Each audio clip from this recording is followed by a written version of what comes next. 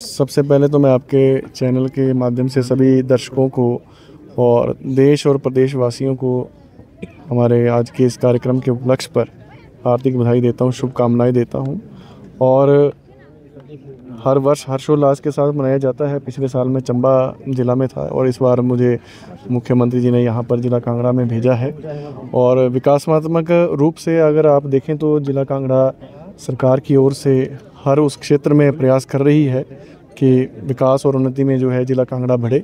और पिछले कल ही माननीय मुख्यमंत्री जी पूर्ण राज्यत्व दिवस के उपलक्ष्य पर बैजनाथ में ही ज़िला कांगड़ा में थे। तो सरकार ज़िला कांगड़ा और हिमाचल के प्रदेश के प्रति संवेदनशील भी है और आगे ले जाने के लिए अपनी ओर से भरसक और जितना सामर्थ्य अनुसार प्रयास है वो करने का प्रयास कर रही है। सर, जिला स्तरीय कार्यक्रम है, पालमपुर के विधायक को छोड़ के जिले से कोई भी विधायक आज यहाँ शामिल नहीं हुआ, इसकी बड़ी वजह क्या रही सर? देखिए, इसमें न्योता तो सभी को अपनी तरफ से गया हुआ है, लेकिन आपको पता है कि हर विधानसभा क्षेत्र में सभी विधायक जो प्रतिनिधि चुन के जाता है तो अपनी अपनी प्राथमिकताएं होती हैं। अपने अपने इलाके में भी कार्यक्रम जो है वो स्थापित किए हुए हैं। मेरी वार्तालाप हुई थी, चंद्र कुमार जी चंबा में गए हैं और हमारे भवानी जी जो हैं उनके घर में कोई कार्यक्रम है।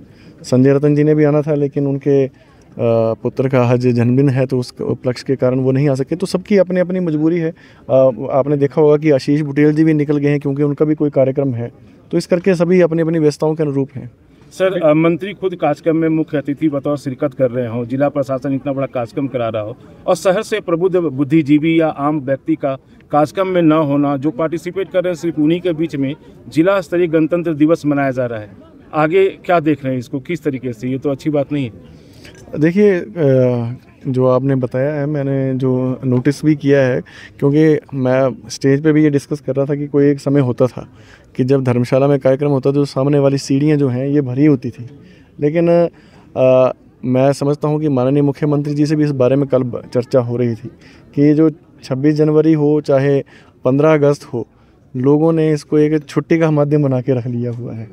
जो देश के प्रति जिन लोगों ने कुर्बानियाँ दी हैं, इस देश के संविधान को बनाया है, किस तरीके से देश को आज़ादी मिली है, ये कार्यक्रम उस उपलक्ष्य पे हैं। लेकिन ये एक मात्र छुट्टी के रूप में जो है वो लोगों ने इसको मना के रखा हुआ है। मैंने मुख्यमंत्री जी से भी कल बात की थी, बल्कि मुख्यमंत्री जी खुद इस बारे में चर्चा कर रहे थे कि कुछ ऐसी व्यवस्था की जाए, जैसे कि मुख्यमंत्री जी का नारा है कि व्यवस्था को परिवर्तित करना है। तो अगले साल आप देखेंगे कि कुछ ना कुछ इसके ऊपर भी जो है आपको व्यवस्था परिवर्तन जो है वो नजर आएगी। सर, विपक्ष लगातार आरोप लगा रहा है कि मुख्यमंत्री का 9 दिवसीय कांगड़ा दौरा था और ऐसे में सेंट्रल यूनिवर्सिटी का एक बार भी जिक्र नहीं किया गया धर्मशाला निर्माण कार्य में। नहीं, आपने पूछा नहीं होगा शायद, मेरे ख्याल से। सर, काफी बार पूछा था पर तो अभी रिस्पॉन्स नहीं मिला, उसको जनता का ही कहना है। तो ये देखिए, ये तो कार्य क्षेत्र जो है मुख्यमंत्री जी का है और अगर आपने मुझसे ये प्रश्न पूछा है तो मैं आपके माध्यम से उन भारतीय जनता पार्टी के नेताओं से भी पूछना चाहूँगा कि सेंट्रल यूनिवर्सिटी ये जो मंजूर है वो हुई कब थी और इसका विभाजन किसके समय में हुआ। अगर विभाजन हुआ भी तो इन लोगों ने पिछले 5 साल जो डबल इंजन का ये रोना रोते थे कि डबल इंजन की सरकार है, 75,000 करोड़ का कर्जा जो है वो हमारे ऊपर लाद के चले गए। जो डबल इंजन वाले जो थे वो क्यों नहीं सेंट्रल यूनिवर्सिटी निर्माण कर सके? पिछले 5 साल भारतीय जनता पार्टी की सरकार थी, पिछले 10 साल केंद्र में भारतीय जनता पार्टी की सरकार थी। तो वो जो विपक्ष हमारे ऊपर आरोप लगा रहा है, कम से कम वो अपने जो पिछले उनकी विफलता है उसका भी जो है वो अपना जो है वो लेखा जोखा बाहर रखें। मंत्री महोदय, चलिए आरोप की बात हटा दिए, विपक्ष की बात हटा दिए।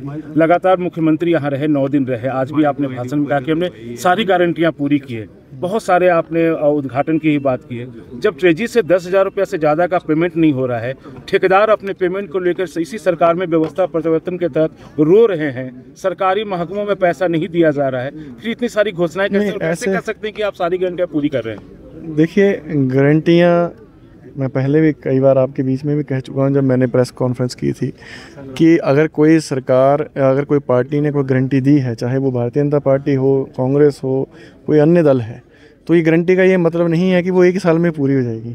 सरकार 5 साल के लिए चुनी जाती है और 5 साल के भीतर जो है वो गारंटियाँ पूरी की जाती हैं।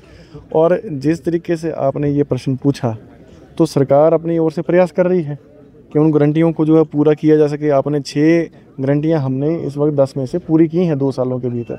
और प्रदेश के जो वित्तीय हालात थे, जो 75,000 करोड़ का कर्जा था, और साथ ही साथ जो आप ट्रेजरी की बात कर रहे हैं, मैं समझता हूँ कि कुछ समय के लिए अवरुद्ध हुआ था, लेकिन उसमें ये अवरुद्ध इस करके नहीं था कि कोई वित्तीय कंगाली थी या कोई आर्थिक संकट प्रदेश सरकार के ऊपर है।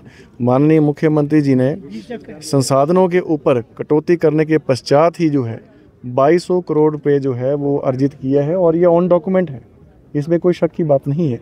तो जो आपने ये ब्लेम लगा रहे हैं कि ट्रेजरी बंद हुई, वो कुछ समय के लिए बंद नहीं थी, उसमें व्यवस्था की जा रही थी। और आप देखेंगे कि जिनकी ठेकेदारों की पेमेंट है, लगभग सभी को जो है डिवीज़न वाइज पैसा जो है 0 से 5 लाख तक के जो काम थे उनको पैसा पहुंच चुका है। अभी जल्द ही 1-2 हफ्ते के भीतर 5 से 10 वालों के ऊपर आएगा, 10 से 50 वालों के ऊपर गया और 50 से 1 करोड़ वालों के ऊपर जाएगा, क्योंकि इसमें भी देखा गया कि कई नियमितताएँ थी और उसके ऊपर काम हुआ है और अब सुचारू रूप से काम चल पड़ा है, ऐसी कोई बात नहीं।